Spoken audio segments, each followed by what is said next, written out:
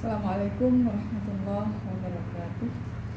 Alhamdulillah wa syukurillah wassalatu wassalamu ala rasulillah. Allahumma salli ala sayyidina Muhammad wa ala ali Muhammad. Allahumma la sahla illa ma ja'altahu sahla wa anta ya hayyu ya qayyum taj'alul hasna idza syi'ta sahla. Alhamdulillah, kita pada kesempatan ini sudah bisa berjumpa kembali untuk mengikuti mata kuliah pendidikan Al-Quran Hadis. Ini merupakan pertemuan yang kedua ya, dan kita akan membahas materi yang pertama sekali dari topik inti yang sudah kita temukan ya. Sebelumnya semuanya sehat semua kan ya, alhamdulillah. Mudah-mudahan kita terus diberikan kesehatan oleh Allah Subhanahu wa taala, sehingga kita bisa melaksanakan perkuliahan dengan penuh semangat dan kita mengharapkan ridho dari Allah Subhanahu wa taala ya.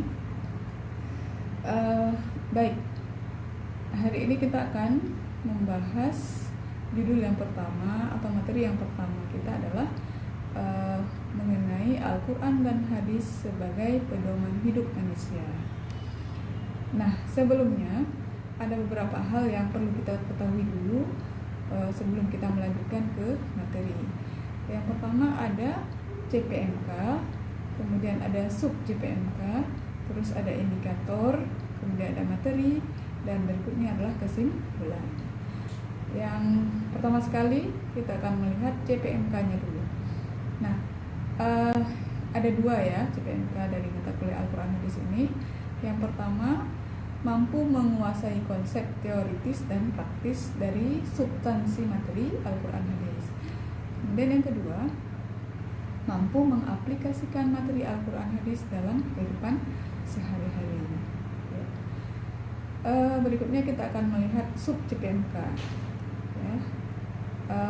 Mahasiswa mampu mengemukakan kembali pengertian Al-Quran, nama-nama Al-Quran, nama-nama lain Al-Quran maksudnya, kemudian fungsi Al-Quran, pengertian hadis dan pembagiannya, serta fungsi hadis terhadap Al-Quran. Nah, berikutnya kita akan melihat indikator untuk mata kuliah ini, yaitu yang pertama, ketepatan menjelaskan pengertian Al-Quran, nama-nama lain dari Al-Quran, dan fungsi Al-Quran. Kemudian yang kedua, ketepatan menjelaskan pengertian hadis dan pembagiannya, serta fungsi hadis terhadap Al-Quran. Nah, berikutnya mengenai materi. Ini ada dua bagian ya. Yang pertama mengenai Al-Quran, nanti ada pengertian Al-Quran, nama-nama lain Al-Quran, serta fungsi Al-Quran. Terus yang kedua mengenai hadis, ada pengertian hadis, pembagian hadis, dan fungsi hadis terhadap Al-Quran. Nah, kita baru akan melihat nih satu persatu. Yang pertama sekali adalah mengenai pengertian Al-Quran. Nah, pasti semuanya sudah tahu apa itu Al-Quran. Bahkan sehari-hari kita sudah membacanya dan mengamalkannya ya. Apa itu Al-Quran? Ada yang mau mencoba menjawab? Ya, silakan. Ya, baik ya. Al-Quran itu kita akan melihat dulu secara bahasa. Secara bahasa Al-Quran itu berasal dari kata bahasa Arab ya, yaitu dari kata kerja qara'a yaqra'u Qur'anan, yang berarti bacaan atau sesuai yang dibaca berulang-ulang ya. Terus berikutnya secara istilah. Nah, ini ada banyak pendapat ulama mengenai pengertian Al-Quran secara istilah. Namun ini merupakan kesepakatan atau jumhur ulama ya, meringkas dari berbagai pendapat ulama tersebut, diringkas sebagai berikut ya. Al-Quran huwa kalamullah al-mu'jizul munazzalu ala nabi sallallahu alaihi wasallam al-maktubu fil masahifi al-manqulu bit-tawaturi al-muta'abbadu bitilawati. Nah, kita akan melihat dulu artinya. Al-Quran adalah kalamullah yang mengandung mukjizat, diturunkan kepada Nabi Muhammad SAW, yang tertulis di dalam mushaf, diriwayatkan terus-menerus secara mutawatir dan membacanya menjadi ibadah. Ya. Ini sekilas kita sudah paham ya. Namun kita akan melihat nih satu persatu. Yang pertama sekali, Al-Quran adalah kalamullah, huwa kalamullah. Al-Quran adalah kalam Allah atau perkataan Allah. Ya. Ini kita bisa memahaminya bahwa Al-Quran itu adalah murni perkataan Allah, bukan perkataan malaikat, bukan perkataan nabi, bukan perkataan manusia, dan bahkan bukan perkataan jin. Ya. Jadi Al-Quran itu adalah murni kalam Allah, perkataan Allah. Kemudian mengandung mukjizat. Nah, apa yang dimaksud dengan mengandung mukjizat? Al-Quran itu kenapa mengandung mukjizat? Nah, kita tahu bahwa mukjizat itu adalah sesuatu yang bisa melemahkan lawan, ya. Kita sudah tahu bersama bahwa pada saat diturunkan Al-Quran kepada Nabi Muhammad SAW, beliau berada di kalangan Arab, ya, di kalangan kaum Quraisy di Arab. Ya, pada saat itu mereka terkenal dengan syair-syair mereka, sudah populer di antara mereka dengan syair-syair mereka. Bahkan ada yang selalu mendapatkan juara dari perlombaan syair-syair tersebut. Ya. Ketika ada yang mau menandingi Al-Quran dengan syair mereka, maka syair itu tidak bisa menandingi Al-Quran. Al-Quran itu luar biasa, gaya bahasanya itu tinggi, ya. Berbeda dengan syair-syair mereka, walaupun mereka sudah berkali-kali juara dengan syair-syair mereka, ya. Tidak bisa menandingi walaupun hanya satu ayat, ya, apalagi satu Al-Quran semuanya tidak sanggup mereka tandingi. Satu ayat saja mereka tidak sanggup menandingi. Jadi Al-Quran itu bisa melemahkan lawan, ya, atau mengandung mukjizat, ya. Terus al-munazzalu 'alan nabi sallallahu alaihi wasallam, diturunkan kepada Nabi Muhammad sallallahu alaihi wasallam, yaitu nabi pilihan Allah SWT, nabi akhir zaman, khataman nabiyyin, ya, tidak ada nabi setelah Nabi Muhammad, ya. Jadi jangan percaya kalau ada yang bilang sekarang ini ada yang bilang ada nabi setelah Nabi Muhammad. Tidak ada, ya. Nabi Muhammad adalah nabi akhir zaman, tidak ada nabi setelah beliau. Terus al-maktubu fil masahif, tertulis di dalam mushaf, ya. Jangan dipikirkan kalau Al-Quran itu saat diturunkan sudah dalam satu mushaf, tidak. Tapi Al-Quran ketika diturunkan masih ayat per ayat, ya, atau surat per surat seperti itu, yang masih ditulis di dalam pelepah kurma atau batu-batu, ya, di tulang belulang yang sudah disucikan. Jadi belum tertulis di dalam satu mushaf seperti sekarang kita lihat ini. Ya, pada masa Khalifah siapa yang dikumpulkan Al-Quran itu dalam satu mushaf? Lalu masa Khalifah Utsman bin Affan, ya. Terus al-manqulu bit-tawaturi, diriwayatkan secara terus-menerus, secara mutawatir. Nah, Al-Quran setelah malaikat Jibril menyampaikan kepada Nabi kita Nabi Muhammad SAW, Kemudian Rasulullah menyampaikan kepada para sahabatnya. Kemudian para sahabat menyampaikan kepada sahabatnya yang lain, dan terus seperti itu. Dan mereka terkenal dengan kedobitannya, ya. Mereka itu sangat kuat hafalan mereka, berbeda dengan orang-orang kita sekarang ini, ya. Kalau dulu mereka itu hafalannya sangat kuat, ya. Bahkan Al-Quran itu banyak dihafal oleh orang-orang yang kuat hafalan mereka, sehingga Al-Quran terpelihara. Terus dan membacanya menjadi ibadah. Nah, maksudnya apa?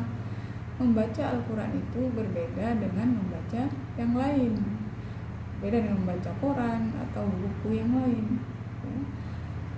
Membaca Al-Quran, satu huruf kita baca, pahalanya 10. Kalau ada banyak huruf yang kita baca, begitu banyak pahalanya, ya.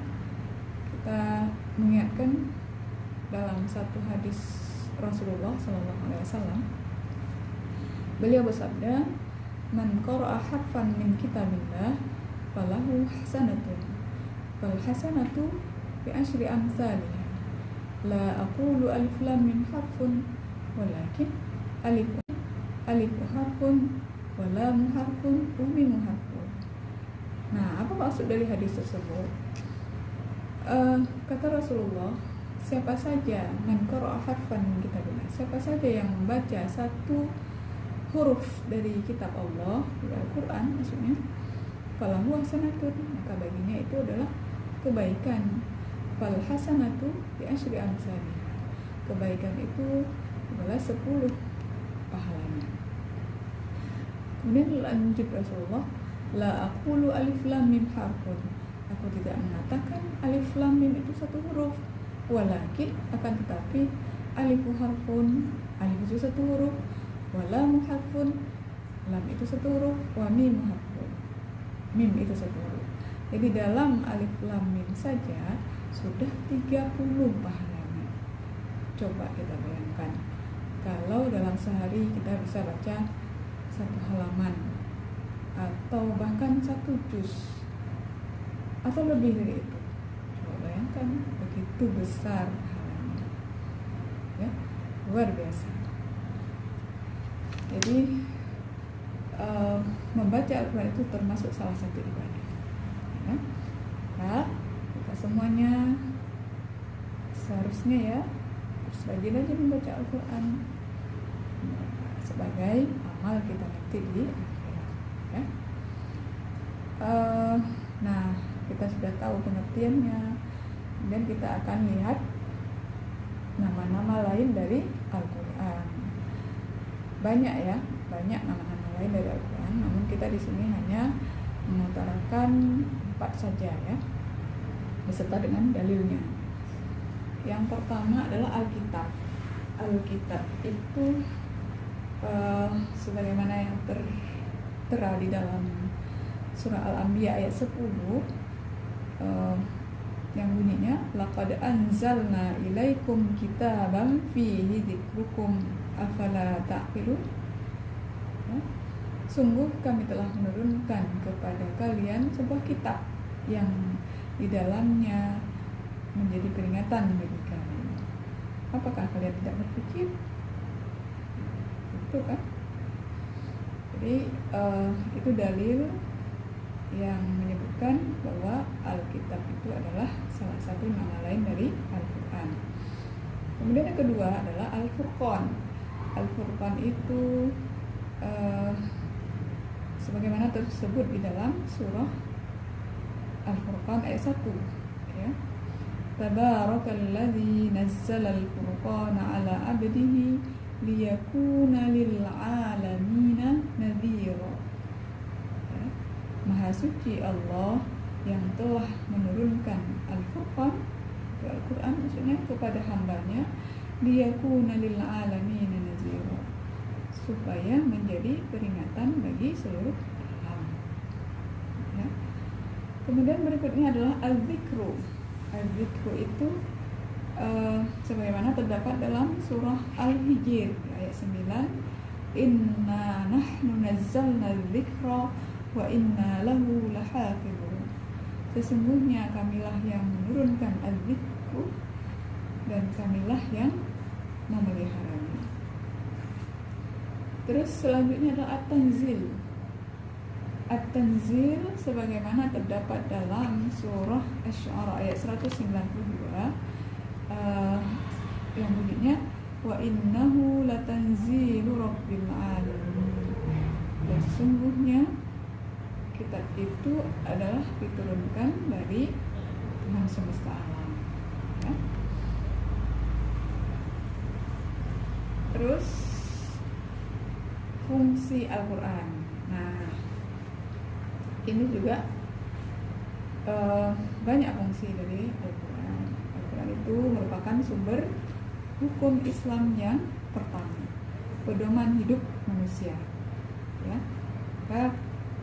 Kata Rasulullah apa? Siapa yang berpegang teguh kepada Al-Quran dan hadis, maka hidupnya akan aman, ya, akan tidak mengalami kebimbangan, ya, akan tidak terombang-ambing. Makanya kita perlu menjadikan Al-Quran itu sebagai petunjuk, ya.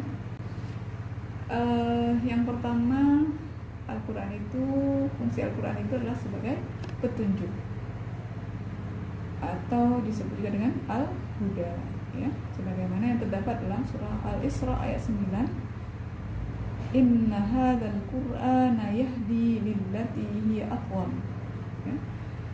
Sebenarnya Al-Quran itu menjadi petunjuk, ya.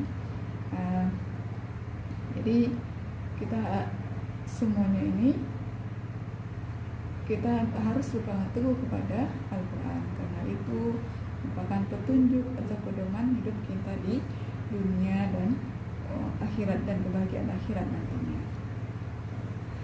Terus yang kedua, sebagai obat atau penawar hati. Nah, ini atau disebut dengan asy-syifa, ya, terdapat dalam surah Al-Isra ayat 82. Wa nunazzilu minal qur'ani ma huwa syifaa'un wa rahmatul lil mu'minin wa la yazidudz zalimina illa khasara. Dan kami menurunkan Al-Quran sebagai syifa, sebagai penawar hati bagi orang-orang yang beriman, ya. Jadi sudah sewajarnya kita menjadikan Al-Quran itu sebagai penawar hati. Jadi sering-sering kita membaca Al-Quran agar hati kita damai, tenang. Jangan sedikit galau, bukan baca Al-Quran, tapi malah update status atau curhat sama ini, sama kawan atau sama bestie dan lain sebagainya, ya.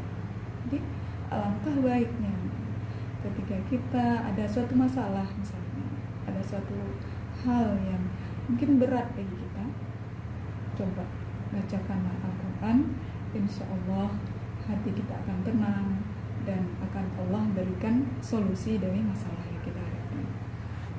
Kita harus yakin itu, ya. Jadi Al-Quran itu adalah sebagai penawar hati atau obat dari segala penyakit, ya, baik penyakit fisik maupun penyakit hati. Terus sebagai pemisah, Al-Quran itu sebagai pemisah atau pembeda, disebut juga dengan Al-Furqan, ya. Pemisah antara yang hak dan yang batil, antara yang benar dan salah, ya, sebenarnya terdapat dalam surah At-Tariq ayat 13, innahu laqaulun fasl, ya, itu adalah sebagai pemisah antara yang hak dan yang batil. Dalam Al-Quran banyak disebutkan mana yang boleh kita amalkan, mana yang tidak boleh kita amalkan, ya, mana yang benar dan mana yang salah. Sudah Allah beri petunjuk semuanya, sudah ada pedoman kita. Jadi Allah menghidupkan kita ini tidak membiarkan begitu saja, tapi ada buku pedoman, ada Al-Quran yang menjadi petunjuk kehidupan kita, ya. Semua sudah ada di dalam Al-Quran, tinggal kita mau mengamalkannya, ya. Terus berikutnya sebagai nasihat atau al-mau'izah. Nah, ini terdapat dalam surah Yunus ayat 57.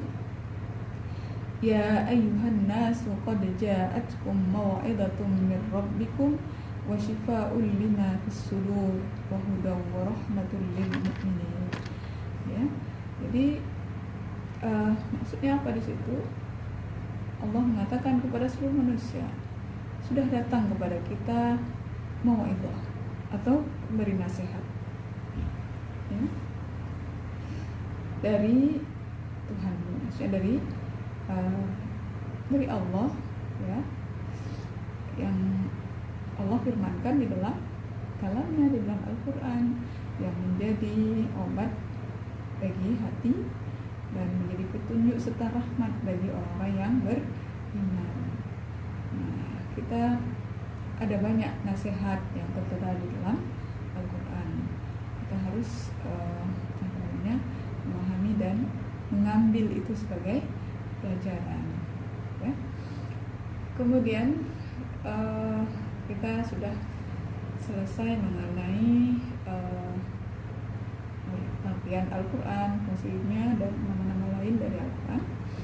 Terus kita melanjutkan pada pengertian hadis, ya.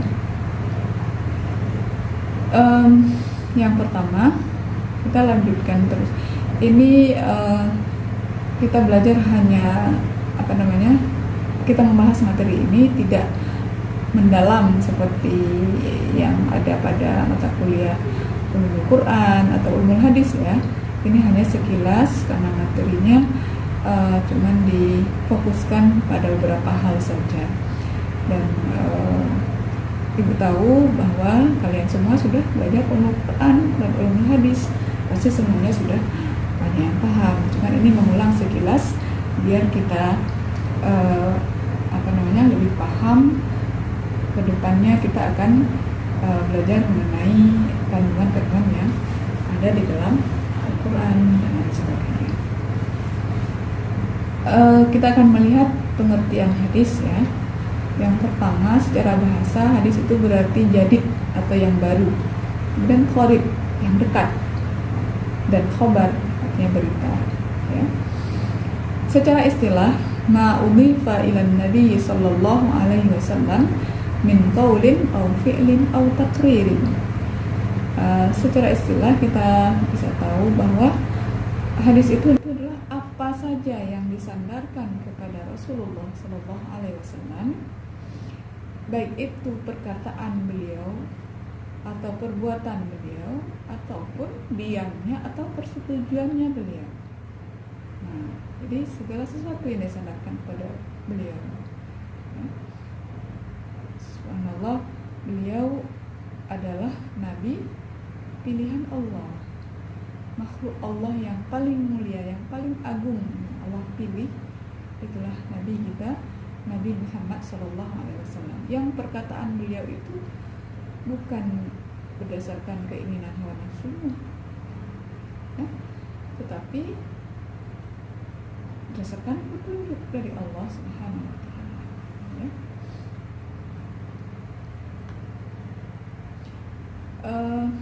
Seterusnya kita akan melihat pembagian hadis, ya.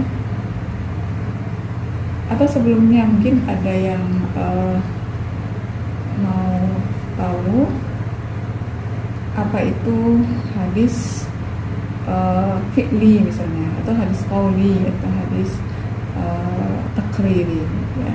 Seperti yang sudah sering sekali kita dengar, kalau contoh dari hadis qauli itu seperti apa misalnya, yang mudah-mudah saja coba, ya. Innamal a'malu binniyat, iya boleh. Itu contoh dari hadis yang termasuk hadis qauli, hadis perkataan. Kemudian hadis fi'li yang berdasarkan perbuatan Rasulullah, yaitu mengenai sholat bisa shollu kama ra'aitumuni usolli.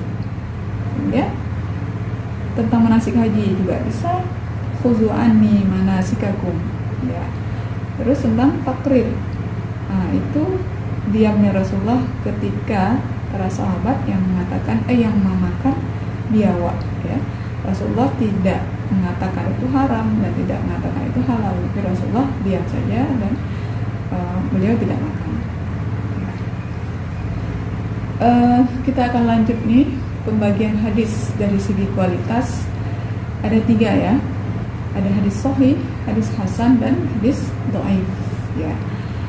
Hadis sahih itu hadis yang diriwayatkan oleh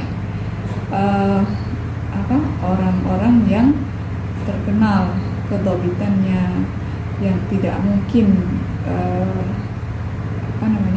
yang tidak mungkin berdusta, mereka adil, jujur, dan lain sebagainya, ya. Kemudian hadis hasan itu hadis yang hampir sama dengan hadis sahih, namun ada di tingkatan sanadnya ada salah satu di antara mereka yang kurang dhabit misalnya, makanya agak turun tingkatannya dari hadis sahih, ya. Terus ada hadis dhaif. Dhaif itu hadis yang lemah. Ini tidak sama dengan hadis palsu, ya, tapi ini hadis dhaif, hadis yang tidak memenuhi kriteria atau syarat-syarat dari hadis sahih dan hasan. Boleh-boleh saja diambil sebagai dalil untuk kita memotivasi untuk beribadah, tapi dalam hal akidah kita tidak dibolehkan untuk mengambil hadis dhaif ini, ya. Dalam hal akidah, tapi dalam hal memotivasi untuk beribadah, ya silakan saja. Terus pembagian hadis dari segi kuantitas maksudnya dari segi jumlah perawinya ada 2, yaitu hadis mutawatir dan hadis ahad. Nah, apa itu hadis mutawatir? Hadis mutawatir itu adalah hadis yang diriwayatkan oleh banyak orang atau banyak perawi yang perawinya itu tidak tidak berlaku dusta dan kedobitannya sangat diakui, kemudian adil serta jujur, ya. Kemudian hadis ahad itu yang diriwayatkan oleh 1 atau 2 orang. Nanti untuk lebih jelasnya silakan baca buku Ulumul Hadis, ya. Kemudian fungsi hadis terhadap Al-Quran. Imam Asy-Syafi'i menjelaskan fungsi hadis terhadap Al-Quran yaitu yang pertama bayan tafsil, bayan taksis, bayan ta'yin, bayan tasyri', dan bayan nasakh. Nanti ada penjelasannya. Bayan tafsil itu apa? Merincikan, ya. Kemudian taksis menentukan mengkhususkan, ya. Sedangkan bayan ta'yin menentukan, bayan tasyri' menjelaskan tentang hukum, dan bayan nasakh, ya. Nanti coba dilihat kembali mengenai penjelasan dari fungsi hadis tersebut. Berikutnya kesimpulan, kita simpulkan, ya, karena waktunya sudah hampir habis ini. Coba kita simpulkan dari pemaparan materi yang telah kita lewati tadi.